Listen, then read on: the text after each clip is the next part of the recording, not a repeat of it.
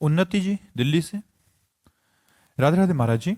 महाराज जी, जब संत जन ये कहते हैं कि अपनी सारी चिंता श्री जी के भरोसे छोड़ दो, तब मन में एक प्रश्न उठता है कि यदि हम सब अपनी अपनी चिंताएं श्री जी को के भरोसे छोड़ते जाएंगे तो क्या इतने लोगों को संभालते संभालते श्री जी थक नहीं जाएंगी? एक आदमी ट्रेन में डिब्बे पे दौड़ रहा था, डिब्बे में। तो एक आदमी ने पूछा है, भाई तू दौड़ क्यों रहा है? तो मुझे बहुत जल्दी अगले स्टेशन जाना है।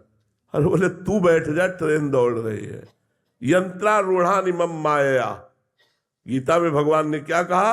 ये संपूर्ण जगत भगवान के द्वारा यंत्र में आरूढ़, जो जैसे खिलौना कठपुतली जैसा नचाए वैसा नाच रहा है। तुम तो व्यर्थ में चिंता करो, वो व्यर्थ में डिब्बे में दौड़ रहा है। उसके दौड़ने से ट्रेन में क्या फर्क पड़ेगा, यात्रा में क्या फर्क पड़ेगा? वो तो व्यर्थ में थकान ले रहा है। तुम व्यर्थ में चिंता की थकान ले रहे हो। पूरे विश्व की चिंता तो भगवान को है। पूरा विश्वम्बर सबके जगत में जितने भी चराचर जीव है, तुम अपनी चिंता कर रहे हो। पशु पक्षियों को, जड़ चैतन्य को, सबका भरण पोषण कौन कर रहा है? वही विश्वम्बर। चिंता तो व्यर्थ में ले रहे हो तुम। व्यर्थ तुम्हारे किए क्या हो रहा है?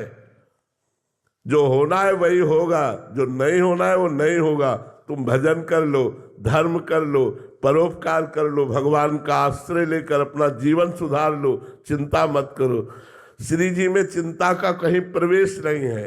बिना चिंता के वो सबकी चिंताओं का हरण करने वाली चिंतामणि प्रणवताम ब्रज नागरी नाम, वो चिंतामणि है।